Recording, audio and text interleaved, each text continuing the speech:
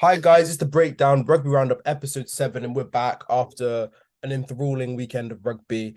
Two cup finals back to back, and we're gonna start off with the URC final. Stormers losing to Munster. What were our initial thoughts and reactions to that game? Well, my first thought was Stormers wouldn't get a better opportunity to win another Champions Cup. Hmm. The headline for me was Manny Libbok went missing, and I think it didn't feel like a Stormers final one bit. It was a Munster final. You could just tell it was going to be a Munster win from the moment Libbok scored that intercept. You know it's going to be a one-sided event. The biggest thing for me was just like I don't think I've ever seen like a South African team in a cup final like capitulate on home soil. Like, especially like they had a good start, and then after that, I didn't even know where the game went. They just went missing completely.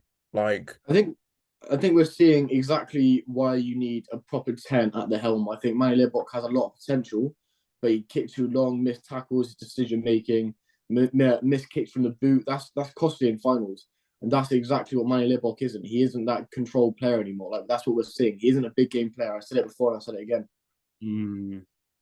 I see. I think that's a bit harsh to yeah, pick off Libbok. What second cup final he's played in?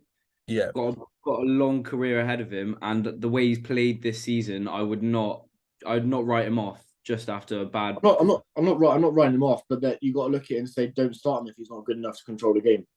I'm Like he was in there and he had moments in that game where I thought he was playing like an under 10s rugby game, kicking far too long, no tactical awareness. And players like Pollard, who we slander or I slander all the time, he yeah. would have had way more control in that game than Manny Libbok did. Look, Do I'm you know gonna what I think the difference is actually? Because yeah. I keep seeing this clip on TikTok where Manny Libbok's trying to recover a loose ball and Yeah. he's just bobbling it, dropping it, and you just won't pick it up.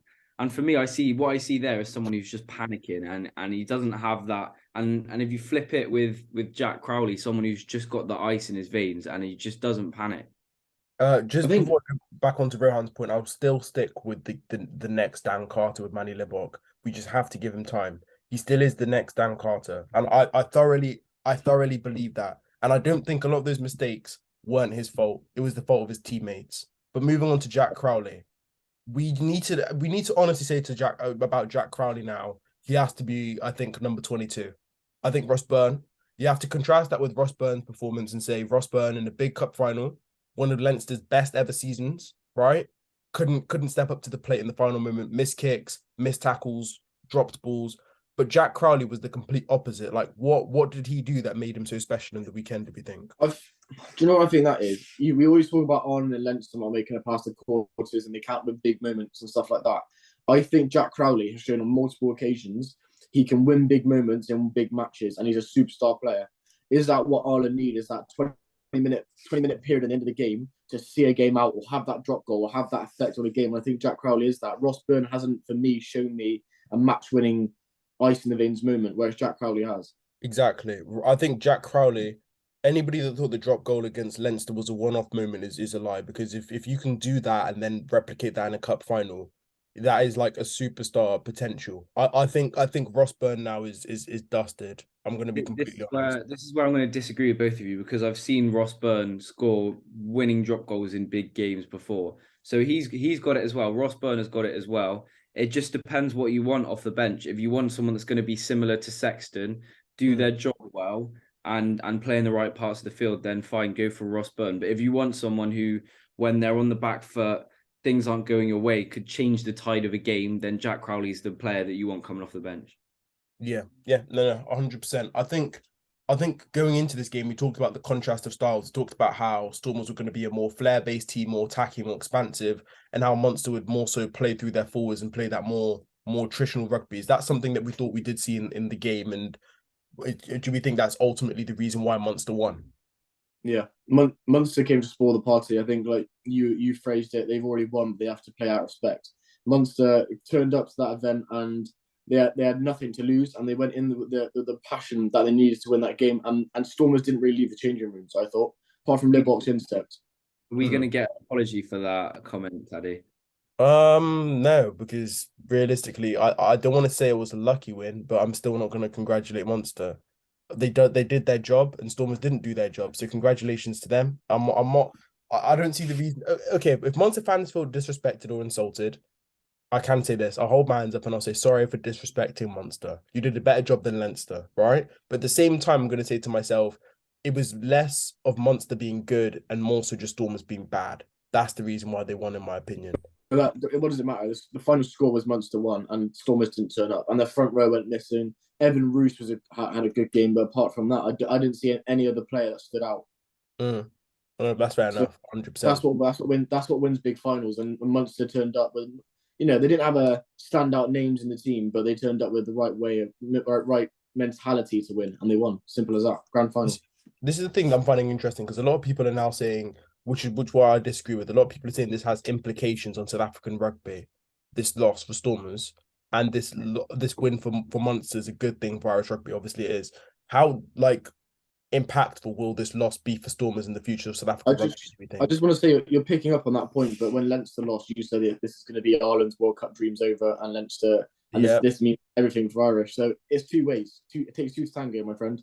And I think it doesn't really affect South African rugby. We know what they can do at a World Cup. They know what happens when they put the Bok jersey on, different systems, different coaches. Yeah. So to us, it's not going to affect you in any way. I don't know.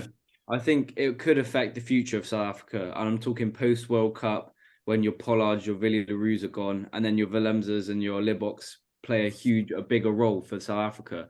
So I think Libbok's got a lot to prove. These sorts of players that lost to Munster have a lot to prove, because they need to do it in a big game now before it becomes a thing where they're big game after big game, they're crumbling. They have to start performing in big games soon.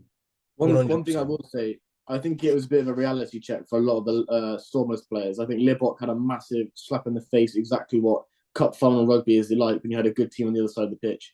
And I think there's a big wake-up call that he can't just attack, and he has to have that control and that fluidity to his rugby. And I think he has been missing that. No, 100%. I think for me, it's probably one of the second biggest shock of the season after the Leinster game. But yeah, we'll leave that there. In terms of the other cup final, which was the Gallagher Prem final, I didn't really think there were any surprises in that final for me. George Ford goes missing again in a big moment situation. We saw it in 2019. We saw it last year when he hobbled off injured. He's just not really a big game player for me, and I think ultimately that's the reason why Saracens won, because George Ford just didn't turn up. But what were our initial reactions to that game? Well, first of all, we have to appreciate Owen Farrell. You always have to just accept the fact that he is an unbelievable player, and what he's done for Saracens over the last few years is just incredible. But the thing with George Ford, and I've always said this about help and blah blah blah. I'm not going to think of any excuses for Ford. But what I will say is, when Ford was getting good quality ball on the front foot, things happened for Sale. That is true. It just didn't happen enough this game. Yeah. Okay, I don't think it's necessarily a case of George Ford going missing. I think it was just Farrell being excellent. I think Farrell won the duel, and I think Farrell played in the right areas of the pitch. I mean, when you've got a hooker and Theo Dan spiral it into 50-22, what are you meant to do as a fly half of the other team? You can't do anything. It's near impossible when the other hooker is spiraling at 50-22. You can't really get momentum in a game, and Sale couldn't win the momentum battle throughout the periods of the game. One thing I did notice about Sale was when Rafi Quirk came on and George Ford was getting better ball and a better speed of ball, especially, he still couldn't create anything. And I think for me, before the game, there was a lot of Ford should start for England. Ford is England's 10. I think the debate's done now, because this is probably the biggest moment these players will have before the World Cup. And you're going to want to look at a 10 that can step up, rise up to the occasion, take over, win you big matches. And for me, as much as even if you have a limited opportunity, you still need to do something with that opportunity. And George Ford, even with the limited chances he had, he couldn't create anything. So for me, I think that 10 battle or whatever, I don't even know it was a battle in the first place. Farrell starting 10 for England, undisputed, 100%. This is where I'm going to disagree with you, because you're talking about Ford creating. And when you talk about creation, there's different ways of creating. You have someone like a Marcus Smith who's going to produce a few moments where they create something out of nothing. But then you have a Ford style player who's going to orchestrate an attack phase after phase, build something, and that's what creates the opportunities for his team. So he won't be the one to create the moment of magic, but he's always going to be the person involved, making the right decisions, pulling the trigger at the right time.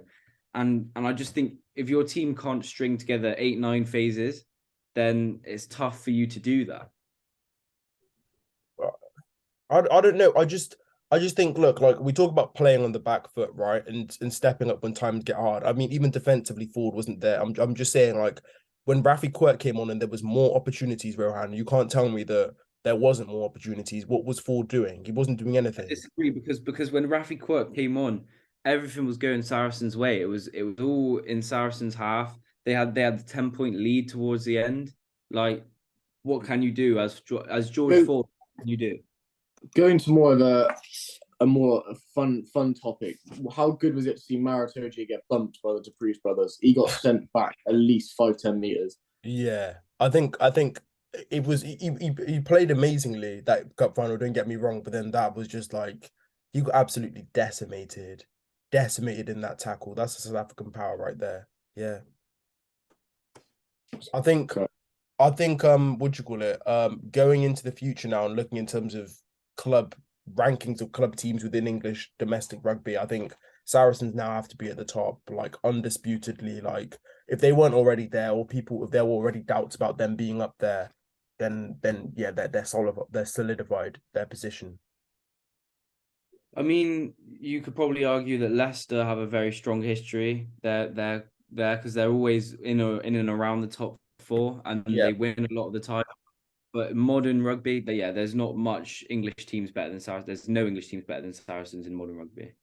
Do we think Owen Farrell, having won 6 titles with the Saracens side, what do we think the implications on his legacy are? Because we talked about how, like, in terms of if we look at top 10 players ever, top 15 players ever, or whatever, nobody ever talked about domestic rugby. I think to win 6 titles.